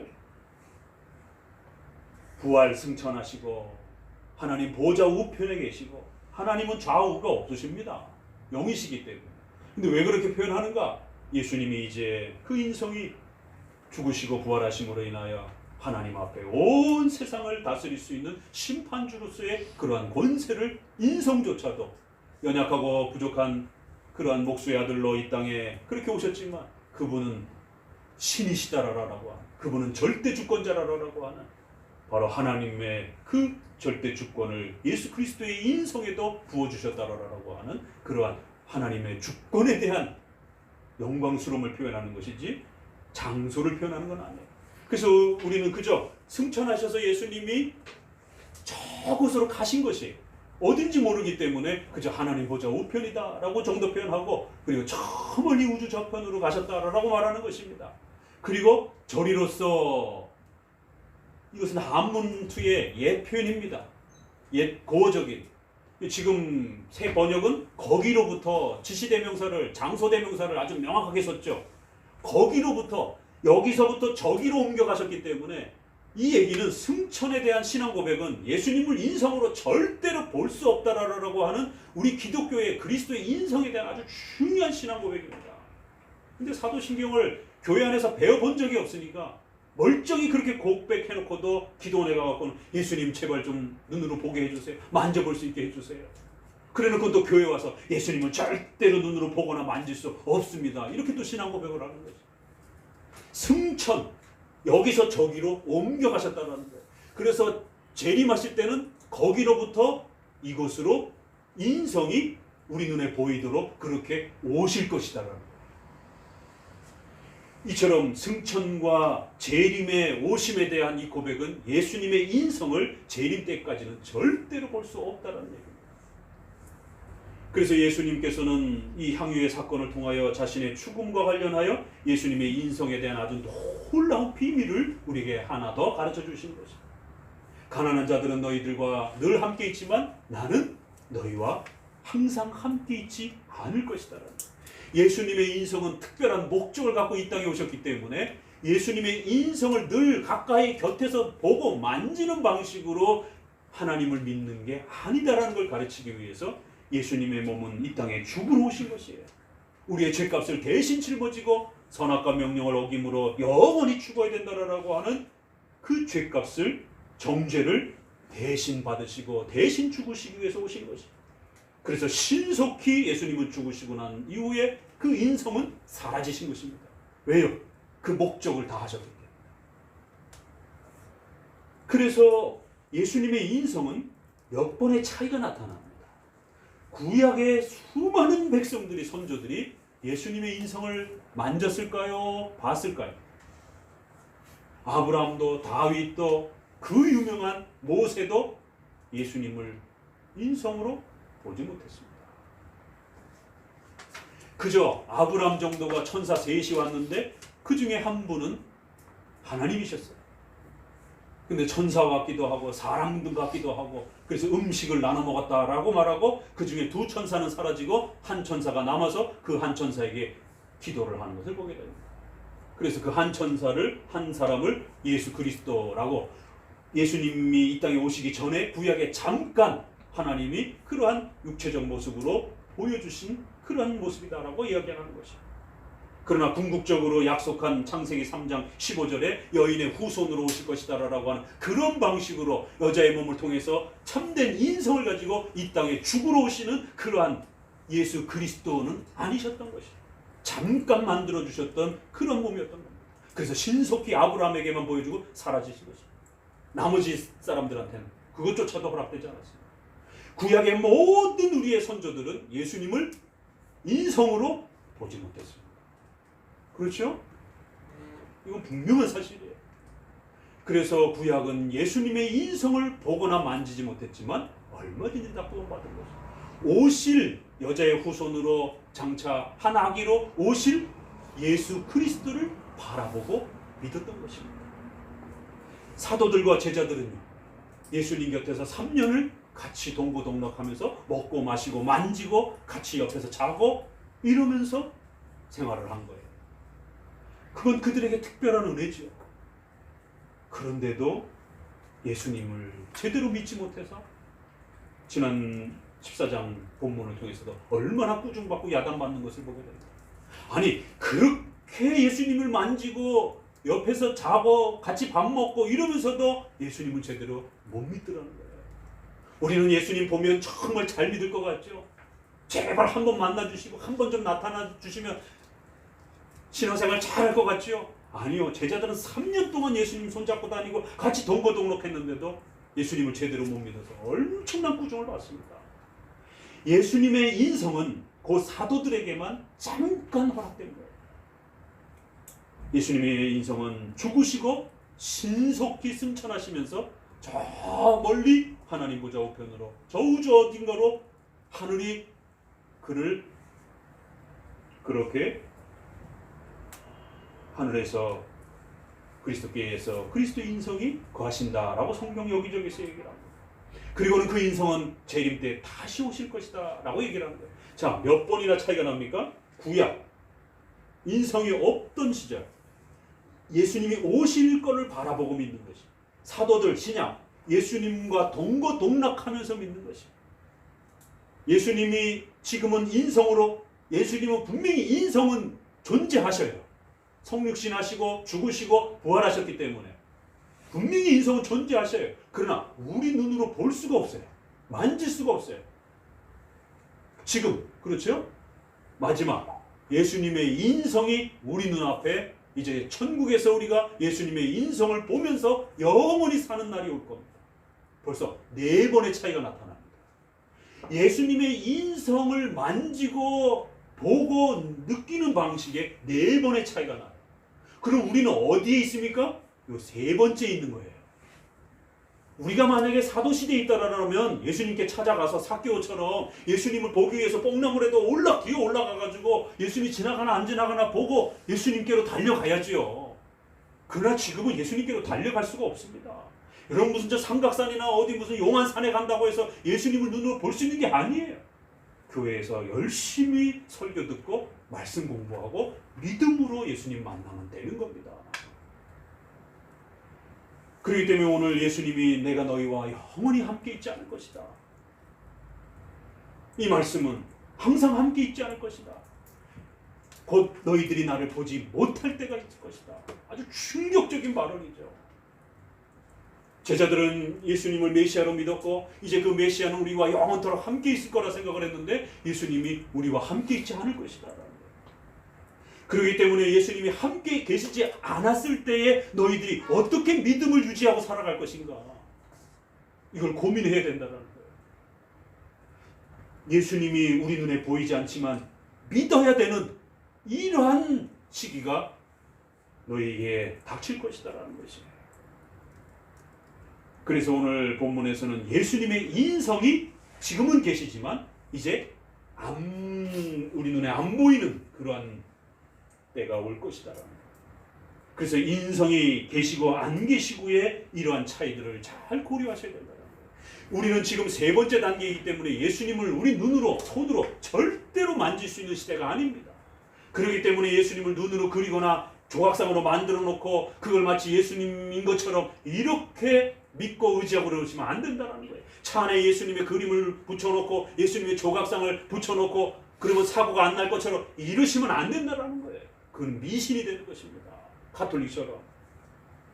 자, 본문의 이 내용을 기초로 해서 우리 어디를 보시느냐 하면 마가복음 16장 보도록 합니다.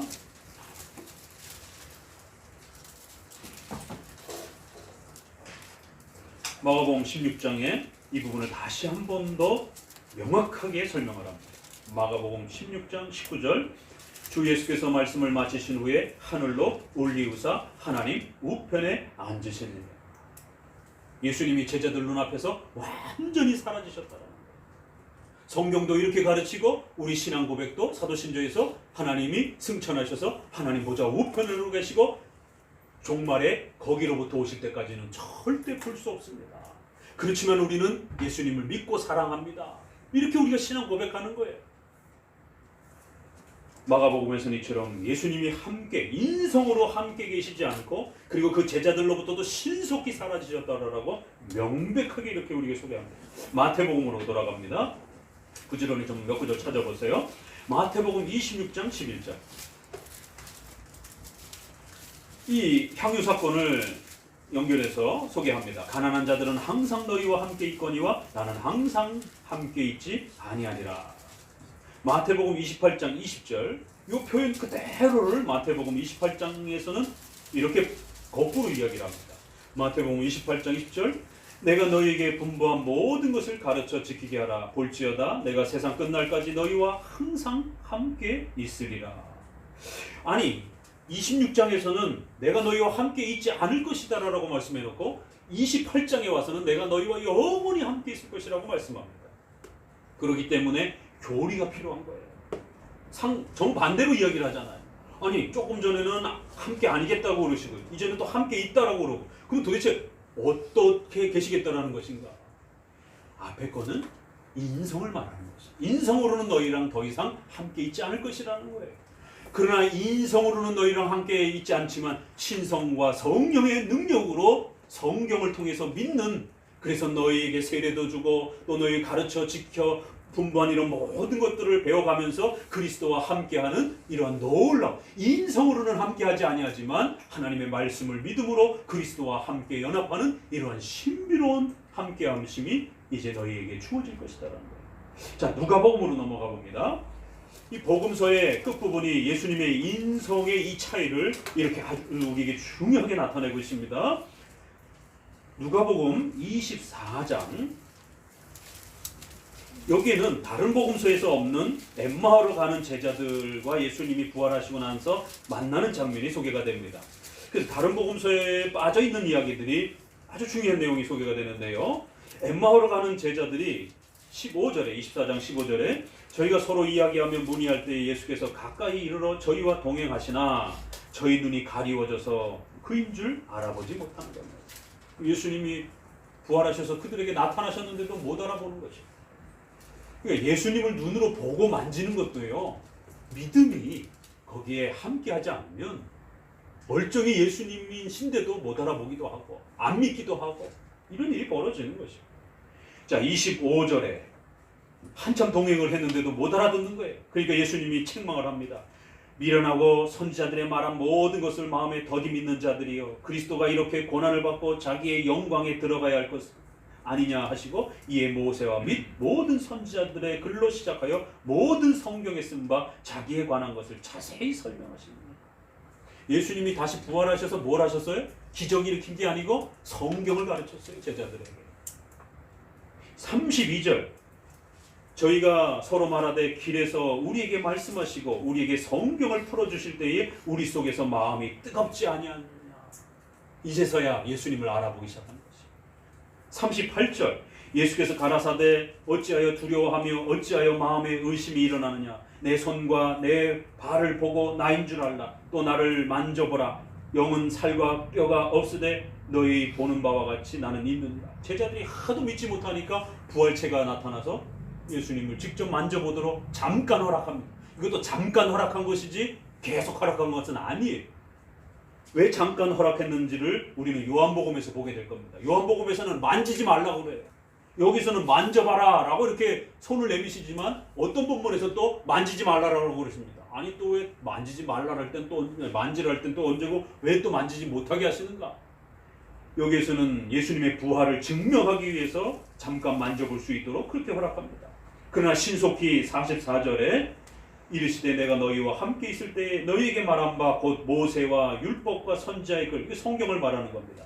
시편에 나를 가리켜 기록된 모든 것이 이루어져야 하리라 한 것 이것이라 하시고 이에 저희 마음을 열어 성경을 깨닫게 하시고. 누가복음은 끝을 어떻게 끝내고 있어요? 그들에게 성경을 가르쳐서 성경이 그들에게 깨우쳐질 때에 마음이 뜨거워지고 예수님이 얼마나 우리의 소중한 구원자인지를 그제서야 제대로 믿게 되어지는 이 놀라운 신앙의 비밀을 가르칩니다. 그리고 나서 50절에 예수께서 저희를 데리고 베다니 앞까지 가서 축복하시고 축복하실 때에 저희를 떠나 하늘로 올리우시니 그리고는 그들 앞에서 사라져 버리셨다라는 거예요. 하늘 저편으로 가버리셨다라는 거죠. 예수님은 그 인성으로 우리랑 계속 같이 계시는 게 아닙니다. 만약에 예수님을 눈으로 보고 만질 수 있는 것이 신앙을 일으키고 도움을 주는 거라면 왜 예수님의 인성이 사라졌겠습니까? 계속 우리 곁에 계셔야죠. 그렇게 안타깝게 애타게 성도들은 보려고 애를 쓰는데 근데 예수님은 우리에게 안 보여주려고 신속히 사라지신 것이에요. 왜요? 그 인성에 집중하게 되면 말씀을 믿지 못하기 때문에. 자, 요한복음으로 들어가 봅니다. 요한복음에서는 이 사건을 예수님의 신성과 인성을 우리가 어떻게 이해해야 되는지를 신학적으로 풀어서 설명을 합니다. 그래서 오히려 그 예수님의 승천 장면과 이런 부분들은 굳이 자세히 설명을 안 합니다. 오히려 그 의미를 가르칩니다. 16장 5절을 보도록 합니다. 요한복음. 지금 내가 나를 보내신 이에게로 가는데 아니 오셨다가 가신다라고 얘기를 합니다. 너희 중에 나더러 어디로 가느냐라고 묻는 자가 별로 없다라는 거예요. 예수님이 성육신하셔서 이 땅에 오셨습니다. 그리고 예수님이 가신다라고 이 중요한 일을 가르치는데도 제자들이 별로 관심이 없더라는 거예요. 제대로 여기에 대해서 묻지도 않더라는 것입니다. 오히려 근심만 가득하더라는 거예요. 16장 7절 이 부분이 아주 중요한 핵심 포인트입니다. 같이 읽어봅니다. 그러나 내가 너희에게 실상을 말하노니 보혜사가 너희에게 오시지 아니할 것이요 가면 내가 그를 너희에게로 보내리라. 예수님의 인성을 보지 않는 것이 뭐라고요? 유익이라는 거예요.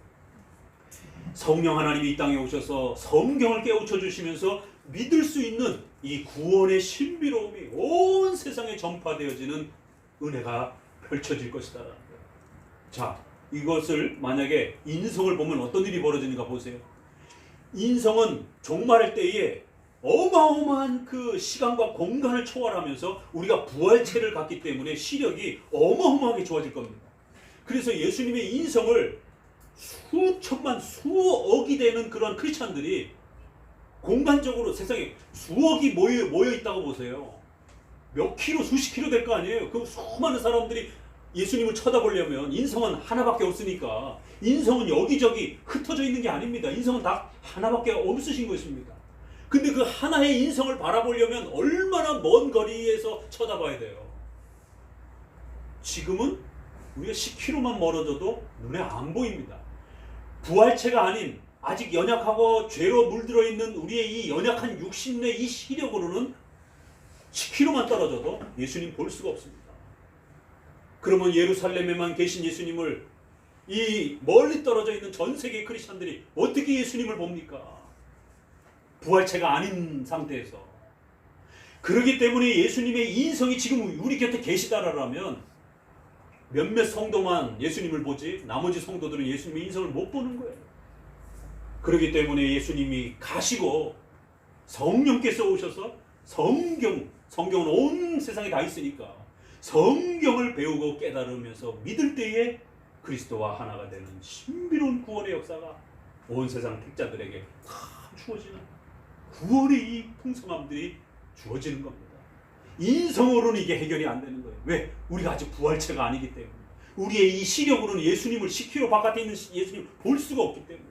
종말의 때는 10km, 100km 바깥에서도 다 볼 겁니다. 그때는 우리의 시력이 완벽하게 회복이 될 거기 때문에. 죄가 없는 상태로 우리의 시력이 회복되는 그 상태로는 얼마든지 우리가 예수님의 인성을 볼 거예요. 그러나 지금은 안 됩니다. 그래서 예수님이 떠나가야 온 세상에 있는 택한 백성들이 예수님을 말씀으로 믿을 수 있는 이 구원의 역사가 일어나는 겁니다. 자, 그래서 8절에 그가 와서 성령께서 죄에 대해서 심판하고 구원의 비밀을 너희들에게 가르쳐 줄 거라는 거예요. 13절 그러나 진리의 성령이 오시면 그가 너희를 모든 진리 가운데로 인도하시면서 말씀으로 인도하여 우리를 믿음으로 초대하여 줄 것이다라는 겁니다. 16절 조금 있으면 너희가 나를 보지 못하겠고, 이게 요한복음에서 가장 어려운 본문 중에 하나입니다. 조금 있으면 너희가 나를 보지 못하겠고 또 조금 있으면 나를 보리라 한데, 제자 중에 서로 말하되 아니 조금 있으면 나를 보지 못하겠고 또 조금 있으면 나를 보리라는 이 말씀이 도대체 뭔가, 내가 아버지께로 감이라 하신 뜻이 도대체 무슨 뜻이냐 이게. 18절 또 말하되 조금 있으면 이란 말씀이 무슨 말씀이냐, 무엇을 말씀하시는지 알지 못하겠다. 예수님의 인성을 제대로 이해를 못합니다. 예수님의 인성이 조금 있다가 너희 눈에서 사라질 것이다. 그러나 또 조금 있다가 너희가 예수님을 볼 것이다. 만날 것이다. 이게 도대체 뭔 말이지? 계속 그 질문을 던지고 있는 겁니다. 19절에 예수께서 그 묻고자 함을 아시고 가라사대 내 말이 조금 있으면 나를 보지 못하겠고 또 조금 있으면 나를 보리라 하므로 너희가 그렇게 고민스러우냐? 묻느냐? 내가 진실로 너희에게 이르노니 너희에게 곡하고 애통하겠으나 세상은 기뻐하리라. 너희는 근심하겠으나 너희 근심이 도리어 기쁨이 되리라. 여자가 해산하는 이런 고통을 겪는 것처럼 잠시 고통은 겪지만 22절 지금은 너희가 근심하나 내가 다시 너희를 보게 될 것이다. 그래야 너희가 기뻐하며 그리스도와 연합하는 구원의 즐거움을 누리게 될 것이다. 28절 계속 그 얘기입니다. 내가 아버지께로 나와서 세상에 왔고 다시 세상을 떠나 아버지께로 가고 그리고 나서 다시 종말에 오실 것이다. 뭐 이렇게 복잡하게 왔다 갔다 하십니까? 이게 우리 구원을 위해서 하나님의 크신 구원의 역사 속에서 그렇게 필요한 거예요. 그래서 예수님이 구약에서 인성으로 안 계셨을 때, 신약에서 예수님이 성육신하여 인성으로 계실 때, 그리고 이제 또 부활하시고 난 다음에 잠깐 그 인성이 존재하시지만 안 보일 때, 그리고 최후로는 이제 인성이 존재하면서 보이시는 이 영광스러움을 누리게 될 거랍니다. 자, 그러면서 요한복음 20장은 도마에게 이렇게 끝을 맺습니다. 도마에게 이르시되 내 손가락을 이리 내밀어 내 손을 보고 내 손을 내밀어 내 옆구리를 넣어보라. 그리하여 믿음 없는 자가 되지 말고 믿는 자가 되라. 도마가 대답하여 가로되 나의 주시며 나의 하나님이시나이다. 예수께서 가라사대 너는 나를 본고로 믿느냐? 보지 못하고 믿는 자들이 복되도다. 이게 요한복음의 결론입니다.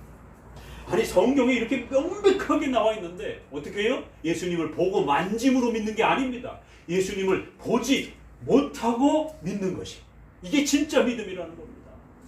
도마 때는 예수님이 부활하시고 계셨으니까 잠깐 만나고 손가락에 집어넣게 하신 것이에요.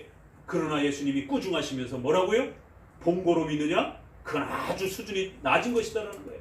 보지 않고도 예수님을 믿어야 그게 진짜 믿음이라는 겁니다. 그런데 오늘날 왜 자꾸 그렇게 기도원에 올라가서 예수님 눈으로 보고 만지려고 하냔 말이에요. 그리고 그렇게 해준다라면 그런 교회들은 아주 가득가득한데, 이렇게 교리적으로 예수님을 복음서를 통해서 예수님의 신성과 인성, 이성, 일인격 이러면 다 주무시고 계세요. 이게 진짜 예수님을 바르게 아는 그 중요한, 예수님과 연합할 수 있는, 눈에 보이지 않지만 성령의 그 보혜사 성령에 의해서 성경을 여러분이 자세하게 예수님이 어떤 분이신지, 예수님이 이 땅에 왜 오셨는지 이러한 것들을 자세히 잘 잘 배우게 되면 그 말씀이 여러분 마음속에 들어올 때, 믿음으로 믿겨질 때에 저 멀리 계신 인성과 신성을 가지신 그리스도와 여러분이 하나 되어집니다.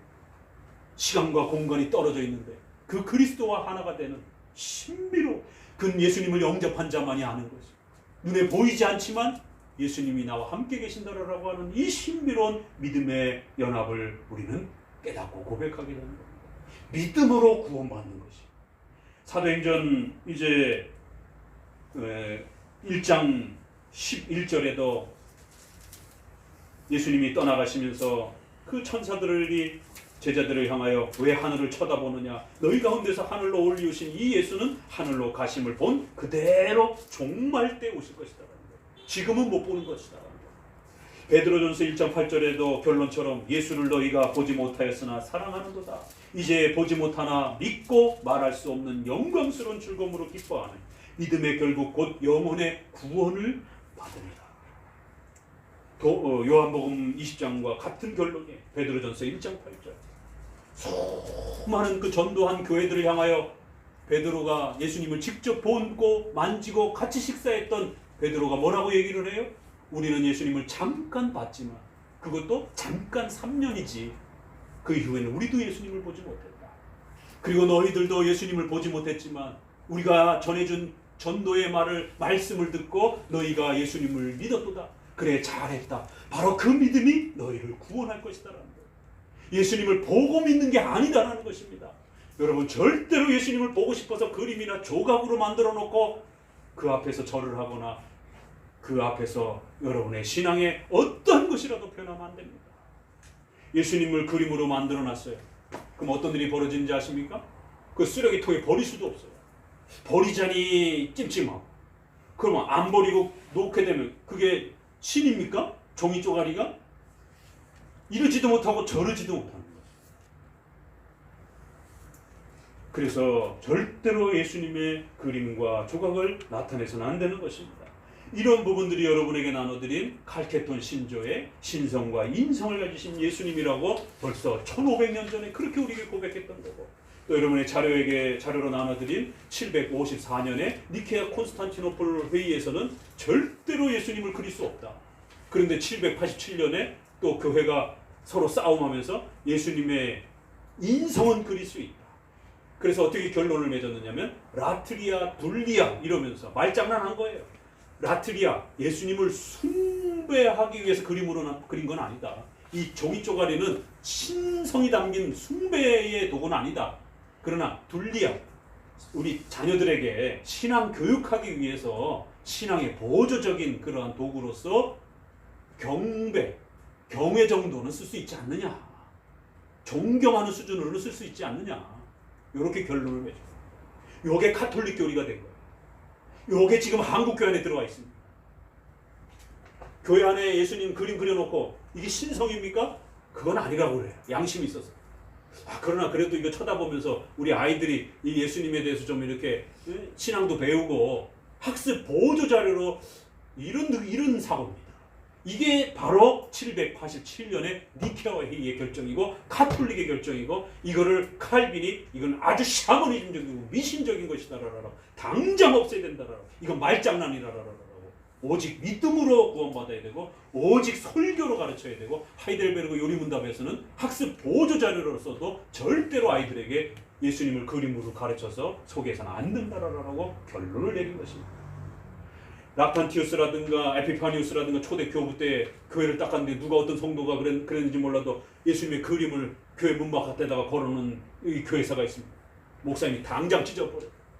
그 제2 스위스 신앙 고백서에도 그런 교회사를 이야기해놓고 절대로 예수님의 그림을 조각상을 그려서는 안 됩니다 라고 또 그렇게 경고해 준 것입니다.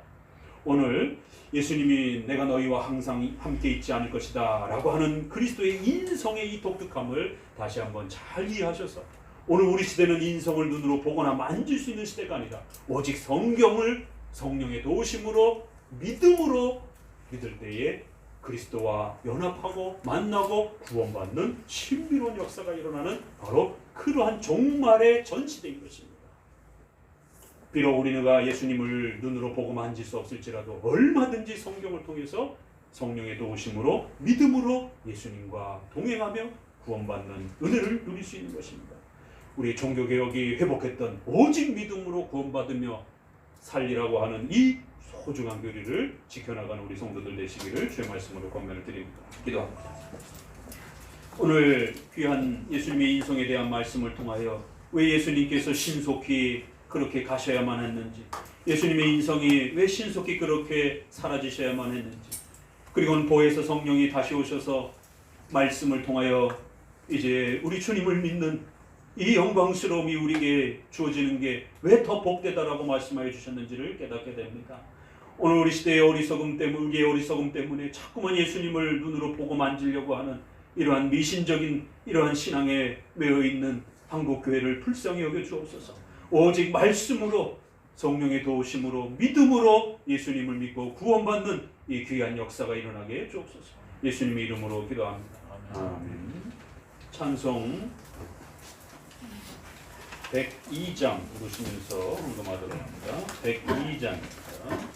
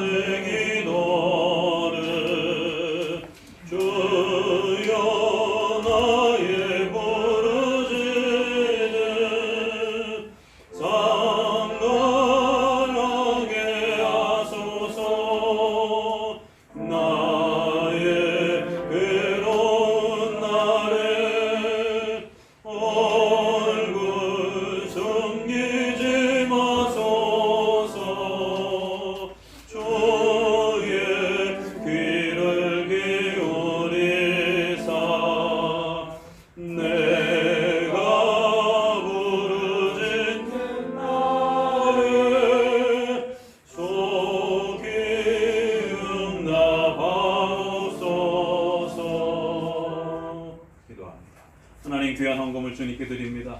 우리 모든 성도들 손길 위에 일용할 양식으로 채워주옵시고 하나님의 나라에 복되게 쓰여지게 주옵소서. 예수님의 이름으로 기도합니다. 아멘. 134장 3절입니다. 134장 주의 온선 너희들에게 복 주시는 줄 여호와 큰 천지를 지으신 여호와 우리 하나님. 기도합니다. 이제는 우리 주 예수 그리스도의 은혜와 성부 하나님의 크신 사랑과 성령 하나님의 감화 역사 충만케 하심이 우리가 비록 예수 그리스도의 인성을 눈으로 보지 못한다 할지라도 오직 믿음으로 우리 주님을 믿고 의지하며 또 살아가는 이 귀한 은혜를 또 얻었사옵니다. 이제 이 귀한 은혜를 지켜가기로 다짐하는 우리 모든 성도들 머리 위에 이제로부터 영원토록 함께 있을지어다. 아멘.